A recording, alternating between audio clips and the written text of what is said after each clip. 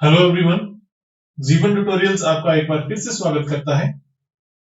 Last time जो video मैंने बनाई थी आप लोगों को काफी अच्छी लगी और आपको ज्यादा अच्छे तरीके से समझ आया, मुझे ये सुनने में आया था। तो कोशिश करते हैं उसी तरीके से आगे उसी वीडियो बनाने के पैटर्न को आगे कंटिन्यू करने की। और जो आपने लास्ट टाइम जो टॉपिक हमने आपके साथ डिस्कस किया था उसमें आपने लिमिटेशन स्टडी करी थी, इसकी बोहर एटॉमिक मॉडल की लिमिटेशन डिस्कस कर ली थी और साथ में आपने थोड़ा सा क्वांटाइजेशन ऑफ एनर्जी के बारे में थोड़ा समझा था। थोड़ा सा मैंने एक और चीज स्टार्ट की थी जिसको हम कहते हैं ड्यूअल नेचर ऑफ मैटर।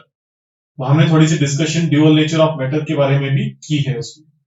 तो अब हम ड्यूअल नेचर ऑफ मैटर को आगे लेके चल रहे हैं। तो ड्यूअल नेचर ऑफ मैटर को बड़े अच्छे तरीके से एक्सप्लेन किया है। किसने किया था एक्सप्लेन? डी ब्रॉगली ने आपके पास। Name of the scientist was Louis de Broglie. Louis de Broglie. अब मैं अगर बात करूं तो यहाँ पे मैं जो रिलेशनशिप अब आपके पास डिस्कस करने वाला हूं that is de Broglie relationship. De Broglie relationship.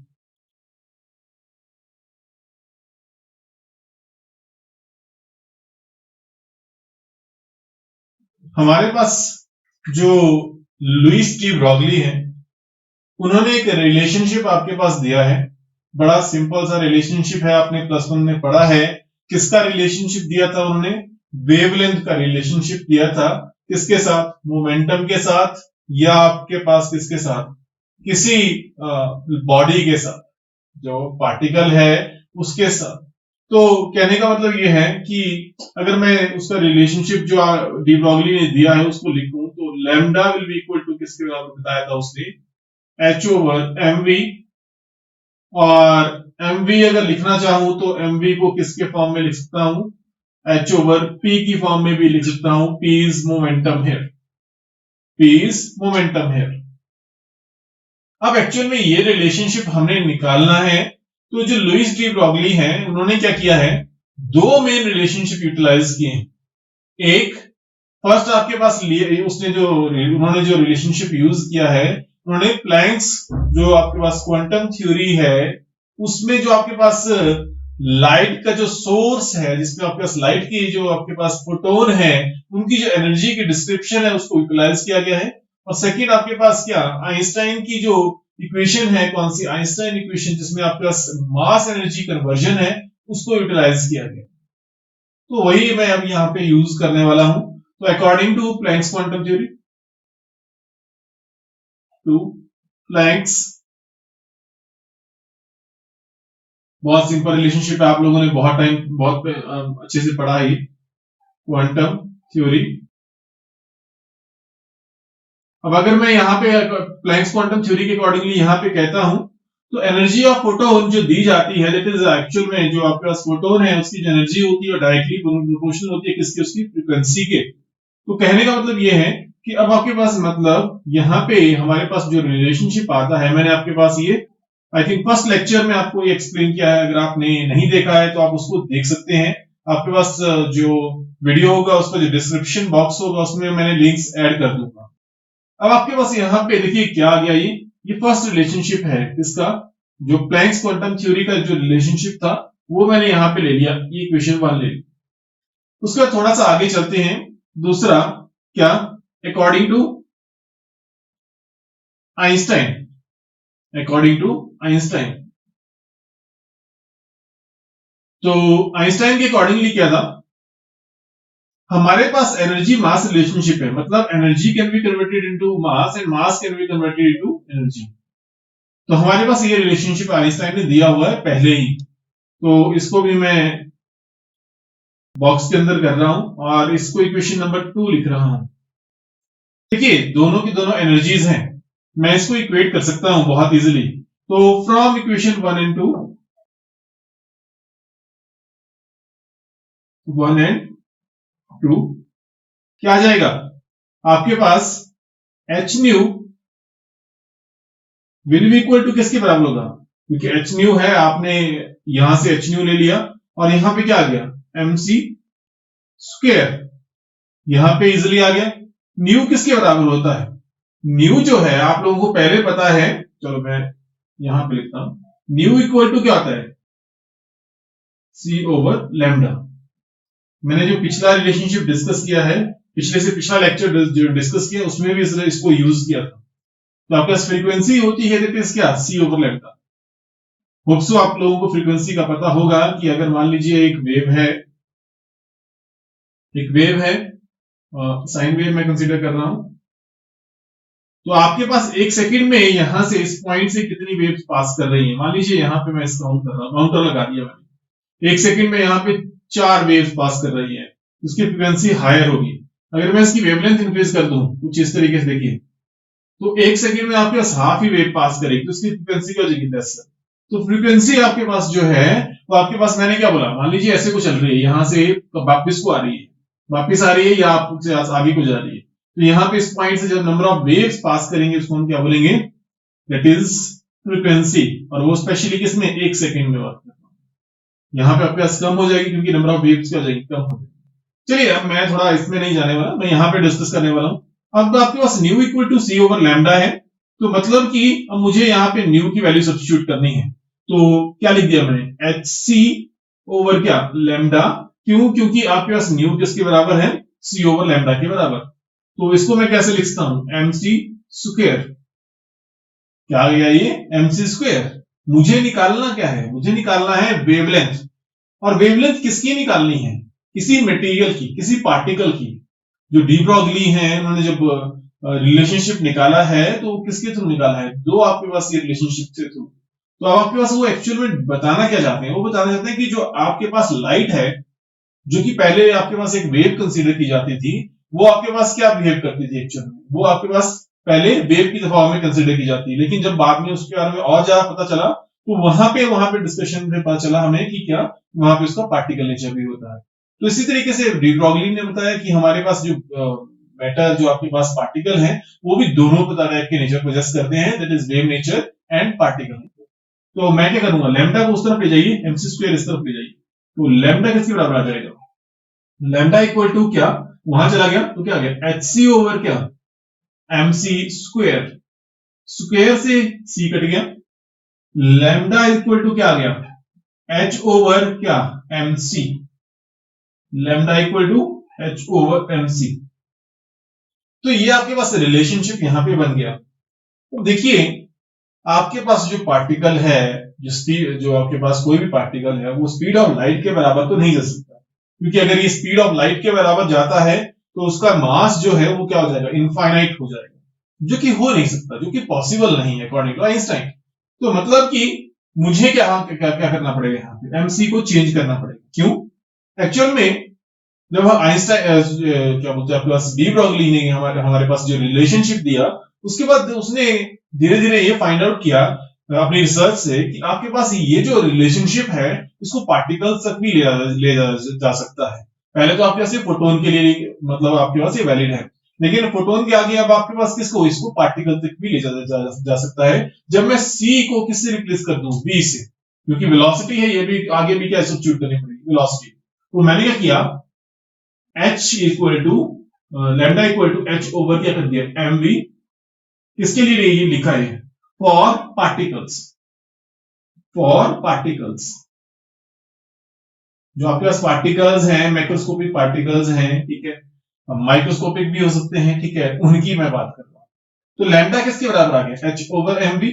आपको पता है एम बी क्या होता है, आपके पास एम बी किसके बराबर होता है, मोमेंटम के बराबर होता है, T mass into velocity, that is momentum.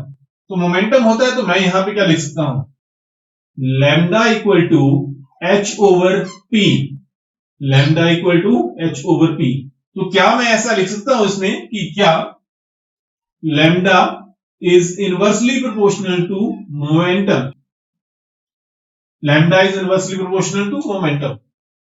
क्या मैं ऐसा लिख सकता हूं, देखिए क्या है, अगर मेरे को पता है मोमेंटम किसके बराबर होता है, एम वी के बराबर होता है, तो एक बात क्लियर है कि अगर मास ज्यादा होगा तो मोमेंटम की वैल्यू भी क्या होगी, ज्यादा होगी।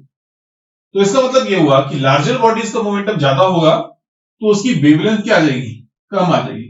क्या आ जाएगी, वेवलेंथ कम, क्योंकि आपके पास यहाँ पे वेवलेंथ जो है इनवर्सली प्रोपोर्शनल टू है मोमेंटम। इस रिलेशनशिप से आपके पास क्लियरली पता चल रहा है आपको कि आपके पास क्या है, मोमेंटम जिसका ज्यादा होगा उसकी वेवलेंथ उतनी ही कम होगी। तो ये ज्यादा कुछ मुश्किल नहीं था आपको, ये आपको मुझे लगता है काफी हद तक समझ आ गया होगा, कोई ज्यादा टिपिकल नहीं था। थोड़ा और आगे चले हमें इसमें, हमें थोड़ा सा डी ब्रॉगली वेवलेंथ को थोड़ा और आगे अच्छे से समझना है, किसके लिए, इलेक्ट्रॉन के लिए। Calculation of de Broglie wavelength करते हैं, ठीक है। आई थिंक कलर चेंज करते हैं क्योंकि इतना अच्छा नहीं लग रहा। तो calculation of de Broglie wavelength, calculation of de Broglie wavelength.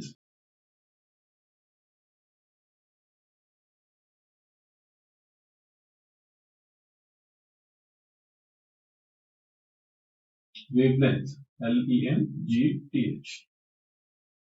अब देखिए, और ये जो मैं डिस्कशन कर रहा हूं आपके पास, ये किसके लिए डिस्कस कर रहा हूं, इलेक्ट्रॉन के लिए। किसके लिए डिस्कस कर रहा हूं, इलेक्ट्रॉन के लिए। एक स्ट्रक्चर बनाते हैं, उससे ज्यादा इजीली क्लियर होगा। मैं क्या कर रहा हूं, एक आपके पास इलेक्ट्रिक फील्ड आप यहां पे अप्लाई कर रहा हूं।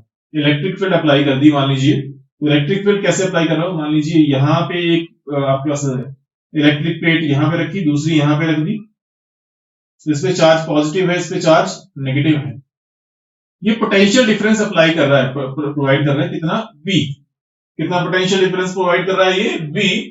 और यहां पे मेरे पास एक इलेक्ट्रॉन है जिसको क्या किया जा रहा है, एक्सेलरेट किया जा रहा है इस पोटेंशियल में। इस इलेक्ट्रॉन को क्या किया जा रहा है, एक्सेलरेट किया जा रहा है। क्या, इलेक्ट्रॉन को एक्सेलरेट कौन कर रहा है, इस, ये आपके पास जो पोटेंशियल अप्लाई किया है वो। तो मतलब कि अगर ये आपके पास इलेक्ट्रॉन एक्सेलरेट हो रहा है तो मींस टू से it is gaining what, kinetic energy. It is gaining what, kinetic energy. तो मतलब कि आपके पास जो इलेक्ट्रॉन है वो क्या करेगा, काइनेटिक एनर्जी गेन करेगा। और किसकी वजह से, पोटेंशियल की वजह से।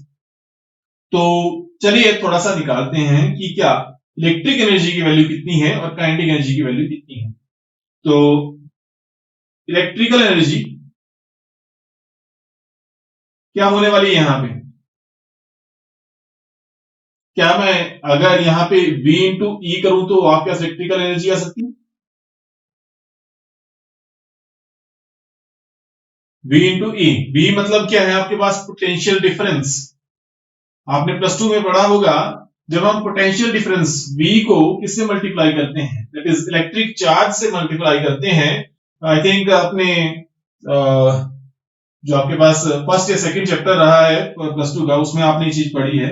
जैसे हम पोटेंशियल डिफरेंस को इलेक्ट्रिक चार्ज के साथ मल्टीप्लाई करते हैं तो वो आपको क्या देता है, इलेक्ट्रिकल एनर्जी। तो आपके पास यहाँ पे V पोटेंशियल अप्लाई किया और चार्ज से मल्टीप्लाई कर दिया, आपके पास आ गई इलेक्ट्रिकल एनर्जी। इलेक्ट्रिकल एनर्जी लगाने से आपके पास जो दूसरा सिस्टम इलेक्ट्रॉन है आपके पास वेलोसिटी गेन कर रहा है, और आपके पास वेलोसिटी गेन करने के बाद उसके पास क्या आ रही है, सम वर्क का क्या आ रही है, काइनेटिक एनर्जी उसके पास आ रही है। तो काइनेटिक एनर्जी किसके बराबर होनी चाहिए फिर, हाफ mv²। एक मिनट का पॉज ले लूं, हमने इसको इक्वेट ही करना है।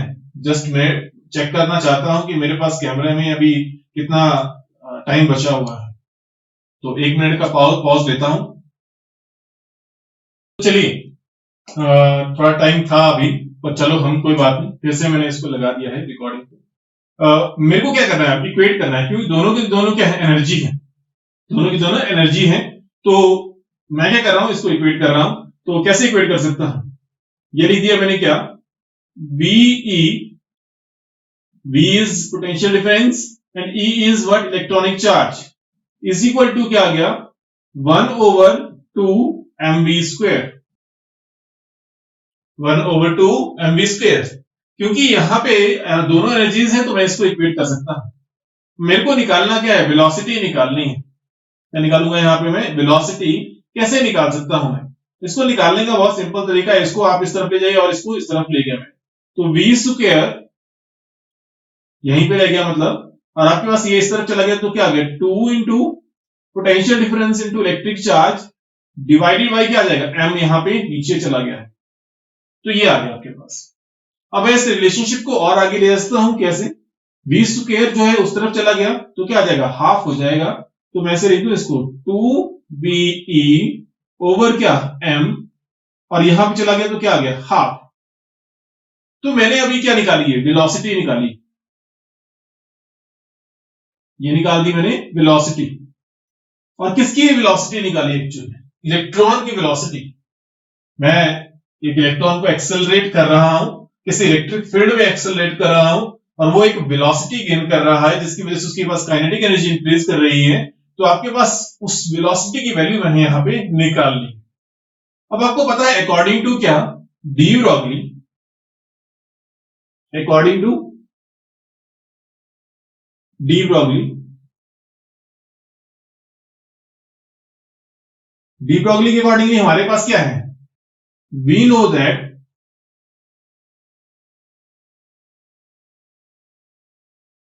क्या होगा, लैम्डा इक्वल टू क्या था, h over m b. Lambda equal to क्या था, एच ओवर एम बी। मैं क्या करता हूं, ये वेलोसिटी की वैल्यू कहां से, यहां से। आई थिंक इस इक्वेशन को मान लेते हैं, चलो यहीं पे ठीक है, इसको इक्वेशन मान लेते हैं 1।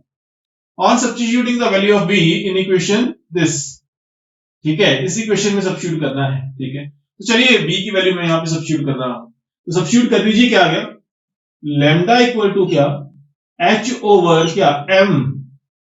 एम मैंने ऐसा रख दिया, बी की वैल्यू क्या है आपके पास, अंदर ले जाऊं मैं इसको, 2ve और डिवाइडेड बाय क्या m, यहां पे क्या रह गया, हाफ, हाफ रह गया। अब आपके पास मैं इसको और आगे सॉल्व करूं तो बहुत सिंपली आपके पास एक रिलेशनशिप बन जाएगा, क्या, लैम्डा इक्वल टू क्या आ जाएगा, एच ओवर क्या 2 रह गया अंदर, v रह गया अंदर, e चार्ज एंड क्या m, और यहां पे क्या आ गया 1 ओवर 2। ये आपके पास रिलेशनशिप निकल गया, मतलब हमने क्या निकाल ली, डी ब्रॉगली वेवलेंथ निकाल दी, किसकी, इलेक्ट्रॉन की। वो भी तब निकाली जब हमने इसको एक्सेलरेट किया है। अब आपने एक चीज याद रखनी है, अब हम जब किसी पार्टिकल की बात करते हैं तो ऐसे नहीं बात करेंगे आप उसकी, आप सिर्फ उसकी बात तब करेंगे जब हम उसको एक्सेलरेट कर रहे हैं, जब वो किसी मोशन में है। अगर वो मोशन में नहीं होगा तो उसके पास हम वेवलेंथ की डिस्कशन नहीं करने वाले। मैंने आपको कह दिया कि आपके डी ब्रॉगली वेवलेंथ की बात हम तब करेंगे when it is in motion. जब वो मोशन में नहीं है तो हम उसके साथ वेवलेंथ की डिस्कशन नहीं करने वाले, तब हम उसके लिए डी ब्रॉगली वेवलेंथ नहीं निकालने वाले। तो चलिए, क्योंकि मोशन में नहीं होगा, वेलोसिटी जीरो हो जाएगी। वेलोसिटी जीरो हो जाएगी तो मतलब क्या हो गया, आपके पास एम बी क्या आ गया, जीरो। तो मतलब कि आपके पास लैम्डा की वैल्यू क्या आ जाएगी, एच डिवाइडेड बाई जीरो। तो आपके पास प्रॉब्लम होगी, मतलब अब आपके पास यहां पे जो वेलोसिटी है वो कुछ होनी चाहिए, तब आपके पास क्या निकलेंगे हम, लैम्डा की वैल्यू। चलिए मुझे यहां पे जो करना है वो देख लेते हैं थोड़ा सा। देखिए H is constant here, H is constant, v is the potential difference, h is constant, v is the potential difference, e is constant here, e is the charge, which is क्या 1.6 into 10 raised to power minus 19 coulomb, and mass is what, that is 9.1 into 10 raised to power minus 31 kilograms.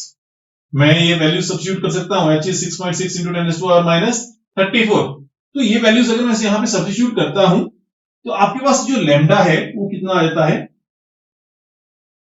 I think 1.226 into क्या 10 raised to power minus 9। This साथ में मैं क्या लिख रहा हूं, potential difference, और इसको मैं ऊपर ले जाता हूं तो क्या आ जाएगा, -1/2।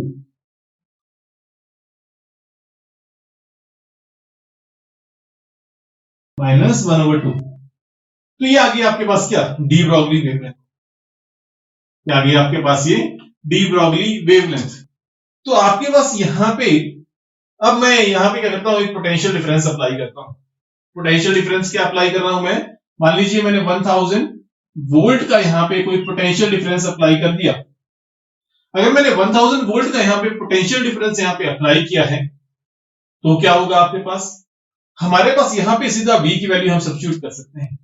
तो जब हम इसको सब्स्टिट्यूट करते हैं तो आपके पास यहाँ पे जो लैम्डा की वैल्यू आती है किसकी कितनी आती है, दैट इज 38.8 पिकोमीटर्स। क्या आ गई? 38.8 पिकोमीटर्स व्हेन V मैंने जब सब्स्टिट्यूट किया कितना 1000 कितना आ गया 1000 वोल्ट। तो ये आपके पास मैंने थोड़ा सा आपको बता दिया, ठीक है। मतलब अब आपके पास यहाँ पे जैसे मैं इसको कोई एक पोटेंशियल डिफरेंस से कोई क्या कर रहा हूं, एक्सेलरेट कर रहा हूं, तो ये क्या हो रहा है, ये इसकी क्या कर रहा है, ये आपके पास यहाँ पे उतनी वेवलेंथ गेन कर लेगा। और अगर मैं नोटिस करूंगा यहाँ पे ये जो वेवलेंथ आपके पास आ रही है ये आपके पास उतनी होती है जितनी कि आपके पास क्या होता है, बॉन्ड लेंथ होती है मोस्ट ऑफ द कंपाउंड्स में। तो मतलब it is related to the क्या, बॉन्ड लेंथ। और it is related to bond length, इसका मतलब क्या हुआ, मतलब ये आपके पास मॉलिक्यूलर स्ट्रक्चर एस्टैब्लिश करने में हेल्प करेगा। क्या करेगा ये, हमें मॉलिक्यूलर स्ट्रक्चर का जो है एस्टैब्लिश करने में, मतलब मॉलिक्यूलर आप स्ट्रक्चर्स देखना चाहते हैं तो आप उसको हेल्प करेंगे, किससे, इसके थ्रू फाइंड आउट करने की कोशिश कर सकते हैं। एक्चुअली में यही आपका डाइफ्रैक्शन पैटर्न्स में हेल्प करता है, इसके लिए हमारे पास वेवलेंथ निकालने में। तो आप एक्सपेरिमेंटली ये चीजें फाइंड आउट कर सकते हैं वहां पे। उसके बाद हम जो नेक्स्ट करने वाले हैं तो वो है आपके पास क्या, क्वांटाइजेशन ऑफ एंगुलर मोमेंटम, जो कि बोहर ने दिया था। और बड़े सिंपली हमने थोड़ा सा डी ब्रॉगली रिलेशनशिप यूटिलाइज करना है और डेरिवेशन करनी है उसकी।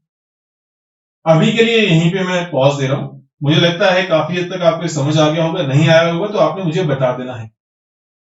थोड़ी देर में डिस्कशन करते हैं, एक पॉज लेते हैं। चलिए, अब लास्ट आपने टॉपिक काफी हद तक क्लियर कर लिया है, हमारा पॉज भी कंप्लीट हो गया। हमने अब जो नेक्स्ट टॉपिक आपके पास पढ़ना है that is wave nature of electron and quantization of angular momentum. आप लोगों को मैंने पहले भी आपको एक रिलेशनशिप बता दिया है, क्या, कि mvr इज इक्वल टू क्या होता है, mvr is equal to nh over 2 pi. ये रिलेशनशिप मैंने आपके पास डिराइव कर दिया है, पहले भी बताया था। इसकी डेरिवेशन करनी है बाय यूजिंग क्या, डी ब्रॉगली रिलेशनशिप। बड़ी सिंपल सी डेरिवेशन है, कोई ज्यादा टिपिकल नहीं है। आपके पास थोड़ी सी अंडरस्टैंडिंग होगी तो बहुत इजीली आप कर सकते हैं इसको। तो चलिए देखते हैं क्या करने वाला हूं मैं इसमें। मैं यहां पे एक इलेक्ट्रॉन को एज ए वेव कंसीडर करने वाला हूं, क्योंकि मैंने आपको पहले भी बोला है कि आपके पास जो इलेक्ट्रॉन होता है वो क्या होता है, एक वेव नेचर पोजेस करता है। तो एक मैं ऑर्बिट लेने वाला हूं, उसमें ऑर्बिट में एन नंबर ऑफ क्या लेने वाला हूं, वेव्स लेने वाला हूं। तो मान लीजिए आपके पास ये वेव्स, आपके पास ऑर्बिट है कोई,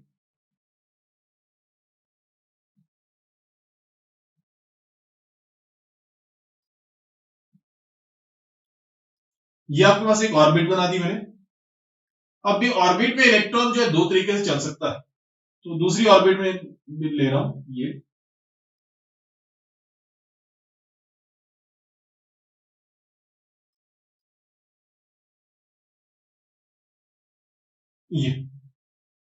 मान लीजिए इलेक्ट्रॉन जो है वो आपके पास इस तरीके से चल रहा है कि आपके पास वो क्या बना रहा है, वेव्स बना रहा है चलते। तो जैसे कि अब अगर आपके पास इलेक्ट्रॉन ऐसे चल रहा है,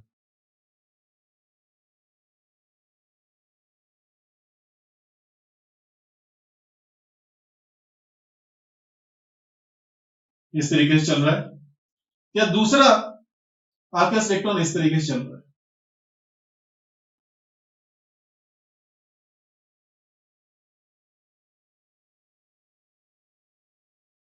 इस तरीके से। तो अगर आप नोटिस करेंगे यहां पे, आपको पता है वेवलेंथ इज व्हाट, वेवलेंथ क्या रिप्रेजेंट करता है, जो आपके पास क्रस्ट एंड ट्रफ के बीच का जो कंप्लीट डिस्टेंस है उसको क्या बोलते हैं, वेवलेंथ कहते हैं। कहने का मतलब ये है कि मान लीजिए मैंने ये आपके पास एक एक्सिस बना दी है, इस एक्सिस में कोई वेव चल रही है, साइन वेव है ये, यहां से लेके यहां तक का जो डिस्टेंस है दिस इज लैम्डा वेवलेंथ। वैसे ही यहां पे भी आपके पास क्या है, वेवलेंथ ये पोजेस कर रहा है, और यहां से यहां तक अगर चल रहा है तो उसकी जो वेवलेंथ है वो क्या है, लैम्डा है। अगर मैं बहुत सारे पूरी ऑर्बिट की बात करूं तो उसमें n आपके पास क्या है, वेवलेंथ्स होगी। सेम यहां पे होगा, बट यहां पे जो आपके पास बिहेवियर इलेक्ट्रॉन शो कर रहा है वो अलग अलग शो कर रहा है। आप नोटिस करेंगे यहाँ पे जो वेव मैं यहाँ पे बता रहा हूं उसमें आपके पास क्या हो रहा है, यहाँ पे आपके पास वेव जो है ओवरलैप नहीं कर रही है प्रॉपर। तो अगर ओवरलैप नहीं कर रही है, यहाँ पे देखिए, यहाँ पे आपके पास प्रॉपर ओवरलैप वेव है, बाद में कॉन्टिन्यूअस है, और आपके पास उतने ही आपके पास क्या, जो फेज है, जो इसका जैसे फेज है कंप्लीट, ठीक है, ये एक दूसरे पे क्या कर रहा है, ओवरलैप कर रहा है। बोलने का मतलब ये कि अगर कोई वेव आती है और वो वेव बिल्कुल फिर से ओवरलैप करती है क्रस्ट और ट्रफ के ऊपर, वैसी वेव तो नहीं बन रही है क्या यहाँ पे? यस, इसमें वैसी वेव बन रही है कि क्या, जैसे एक सर्कल इसने मान लीजिए इलेक्ट्रॉन ने यहां से लेके चल के यहां तक कंप्लीट कर दिया, उसके बाद आगे जो आपके पास वेव बनी वो भी आपके पास बिल्कुल सेम वैसे ही बनी जैसे इसके क्रस्ट एंड ट्रफ्स आ रहे थे, और फिर जो आपके पास दैट इज स्पेस में वो उसी जगह पे उसी आपके पास क्रस्ट और ट्रफ पे ओवरलैप करे। तो इस टाइप ऑफ वेव्स को कहते हैं वेव्स इन फेज। इसको क्या कहें, इस टाइप ऑफ वेव्स को कहेंगे कि वो वेव क्या है, फेज में है। अगर आपके पास वेव इन फेज होगी तो उस टाइप की वेव्स को हम बोलते हैं stationary waves. Stationary waves,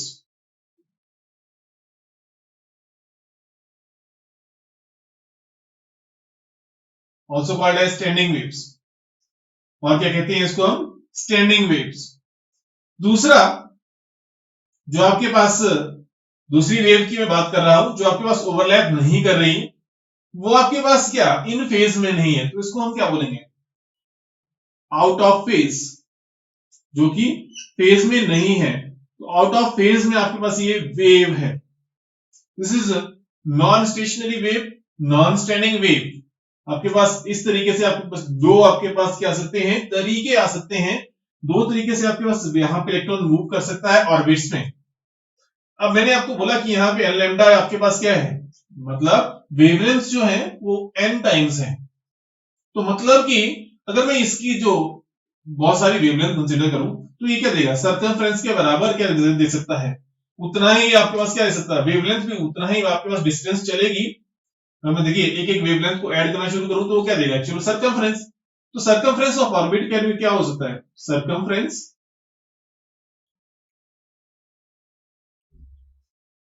of orbit is equal to क्या हो जाएगा आपके पास, सर्कमफ्रेंस। आपको पता है सर्कल का जो सर्कमफ्रेंस है वही आपके पास ऑर्बिट का होगा, क्योंकि सर्कुलर में बात कर रहा हूं। तो आपके पास क्या लिख दिया मैंने, 2 पाई r। अब आपके पास सर्कमफ्रेंस मैंने ये लिख दिया। अब आपके पास मैंने यहां पे क्या बताया, आपके पास number of wavelengths. Number of wavelengths कितनी है,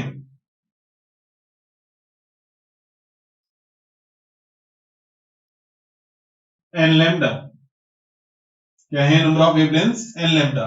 तो क्या मैं इनको दोनों को इक्वेट कर सकता हूं, कर सकता हूं। क्यों, क्योंकि जितना आपके पास ये वेव्स डिस्टेंस ट्रेवल कर रहे हैं उसके वो कितना, उतना ही डिस्टेंस होगा जितना आपके पास क्या होगा, आपके पास इसका सर्कमफ्रेंस होगा। तो मैं इसको अगर 1 मान लूं और इसको क्या मान लूं, 2 मान लूं, तो फ्रॉम 1 एंड 2 क्या हो जाएगा, फ्रॉम इक्वेशन 1 एंड 2 क्या हो जाएगा, देखिए क्या, 2 पाई आर, ये लिख दिया मैंने 2 पाई आर इक्वल टू क्या आ जाएगा, एन लैम्डा। थोड़ी देर के लिए मैंने ये लिख दिया 2 pi r equal to n lambda. आपको पता है मैंने निकालना क्या है, वेव नेचर ऑफ इलेक्ट्रॉन को यूज करना है। ये वेव नेचर ऑफ इलेक्ट्रॉन में यूज कर रहा हूं, साथ में क्या करना है, मैंने क्वांटाइजेशन ऑफ एंगुलर मोमेंटम को प्रूव करना है by using wave nature of electron. तो मैं क्या करूंगा, वेव नेचर आपके पास अगर मैं यूज कर रहा हूं तो मेरे को क्या करना पड़ेगा, वेव नेचर कौन बोलता है इलेक्ट्रॉन के बारे में, इलेक्ट्रॉन के वेव नेचर के बारे में बताता है डी ब्रॉगली। तो according to de Broglie,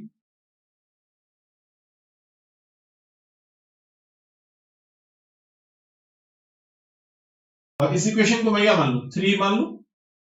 lambda is equal to किसके बराबर है, एच ओवर क्या, एम वी। लैम्डा किसके बराबर है, एच ओवर एम वी के बराबर है। अगर लैम्डा आपके पास एच ओवर एम वी के बराबर है तो मैं क्या करता हूं आपके पास, ये लैम्डा की वैल्यू यहां सब्स्टिट्यूट करता हूं किसमें, इस इक्वेशन नंबर 5। तो ऑन सब्स्टिट्यूटिंग क्या the value of lambda in equation किसमें करना पड़ेगा, इक्वेशन 3। अब मैं इसको सब्स्टिट्यूट कर दूं तो क्या आ जाएगा, देखिए आप, दिस इज इक्वल टू क्या आ गया, 2 पाई आर इक्वल टू क्या आ गया आपके पास, एन लैम्डा।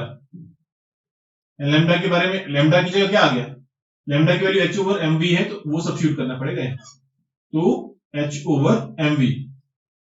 मेरे को बनाना क्या है रिलेशनशिप, मैंने आपको बोला था क्या, m B r it is angular momentum is equal to क्या, integral multiple of h upon 2 pi. क्या आ सकता है ये रिलेशनशिप अब यहां पे, यस आ सकता है। अगर मैं क्या करूं, एम बी को कहां ले जाऊं, इस तरफ ले जाऊं, और आपके पास क्या, 2 को यहां ले आओ और पाई को यहां ले आओ, तो क्या बन जाएगा, देखो आपके पास बन गया, एम बी को ले गए यहां पे, तो आपके पास क्या आ गया, M B R equal to क्या आ गया, अब आपके पास 2 पाई को नीचे ले गया मैं, एन एच ओवर क्या 2 पाई, यही आया आपके पास। तो मैंने ये प्रूव कर दिया, मैंने प्रूव कर दिया कि जो आपके पास वेव नेचर है, जो इलेक्ट्रॉन जो है, जो आपके पास वेव नेचर शो कर रहा है, उसके वेव नेचर के थ्रू मैं क्या कर सकता हूं, क्वांटाइजेशन ऑफ जो आपके पास एनर्जी है या आपके पास एंगुलर मोमेंटम की बात कर सकता हूं। तो आपके पास angular momentum is quantized whose value is the integral multiple of h upon 2 pi। तो ये रिलेशनशिप हमने यहां पे डिराइव कर दिया, जो कि हमने डिराइव करना था। तो होप सो आपको पता चल गया होगा। मैं इससे आगे नहीं जाने वाला क्योंकि थोड़ी वीडियो की लेंथ भी ज्यादा ऊपर जा रही है। तो मैं क्या करूंगा, नेक्स्ट टाइम डिस्कस करूंगा आपके पास कौन सा, Heisenberg uncertainty principle.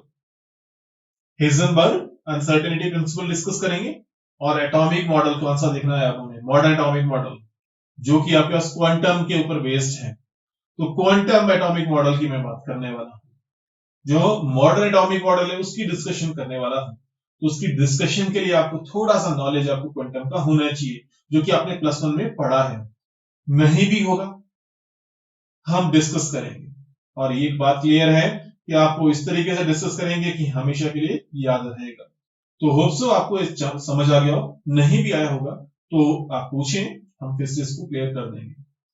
Next time Heisenberg uncertainty principle and क्या आपके पास modern atomic model, that is basically quantum, that is basically quantum, जिसका ओरिजिन स्टार्ट हुआ था कहां से, ब्लैक बॉडी रेडिएशन से।